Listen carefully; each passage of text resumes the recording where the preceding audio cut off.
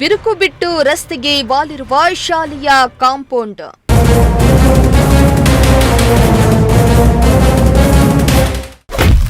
ಮಕ್ಕಳ ಜೀವದ ಜೊತೆ ಆಟವಾಡ್ತಾ ಇದೆಯಾ ಶಿಕ್ಷಣ ಇಲಾಖೆ?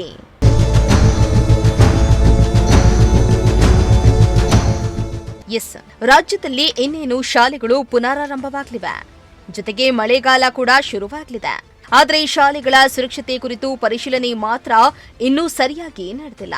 ಇತ್ತ ರಾಜ್ಯ ರಾಜಧಾನಿ ಬೆಂಗಳೂರಿನಲ್ಲಿ ಶಿಕ್ಷಣ ಇಲಾಖೆಯ ನಿರ್ಲಕ್ಷ್ಯಕ್ಕೆ ಶಾಲೆಯ ಕಾಂಪೌಂಡ್ ಗೋಡೆ ಬಿರುಕು ಬಿಟ್ಟಿದ್ದು, ಮಕ್ಕಳು ಹಾಗೂ ಸಾರ್ವಜನಿಕರು ಸಂಚರಿಸುವ ಜಾಗದಲ್ಲಿಯೇ ಅಪಾಯಕಾರಿಯಾಗಿ ಗೋಡೆ ವಾಲಿದ್ರೂ ಸಂಬಂಧಪಟ್ಟ ಇಲಾಖೆ ಕ್ರಮ ಕೈಗೊಳ್ಳದಿರುವುದು ಸಾರ್ವಜನಿಕರಲ್ಲಿ ಆತಂಕ ಮೂಡಿಸಿದೆ.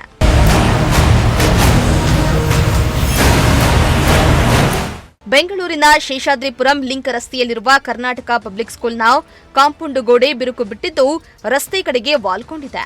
ಗೋಡೆಯ ಸ್ಥಿತಿ ನೋಡಿದ್ರೆ ಯಾವ ಕ್ಷಣದಲ್ಲಿ ಬೇಕಾದರೂ ಕುಸಿಯುವ ಭೀತಿ ಎದುರಾಗಿದ್ದು, ಶಾಲೆಗೆ ಬರುವ ಮಕ್ಕಳು ಹಾಗೂ ಪಾದಚಾರಿಗಳು ಜೀವ ಭಯದಲ್ಲಿಯೇ ಓಡಾಡುವ ಪರಿಸ್ಥಿತಿ ನಿರ್ಮಾಣ ಆಗಿದೆ.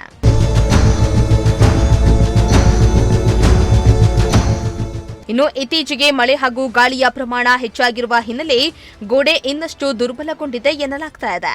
ಆದರೂ ಈವರೆಗೂ ಜಿಬಿಯ ಅಧಿಕಾರಿಗಳಾಗಲಿ ಶಿಕ್ಷಣ ಇಲಾಖೆಯಾಗಲಿ ಯಾವುದೇ ಮುನ್ನೆಚ್ಚರಿಕಾ ಕ್ರಮ ಕೈಗೊಂಡಿಲ್ಲ. ಆದಷ್ಟು ಬೇಗ ಅಧಿಕಾರಿಗಳು ಎಚ್ಚೆತ್ತುಕೊಂಡು ಅನಾಹುತ ಸಂಭವಿಸುವ ಮುನ್ನ ಸೂಕ್ತ ಕ್ರಮ ಕೈಗೊಳ್ಳಬೇಕಾಗಿದೆ. Bureau report, Prajashakti TV, Bengaluru.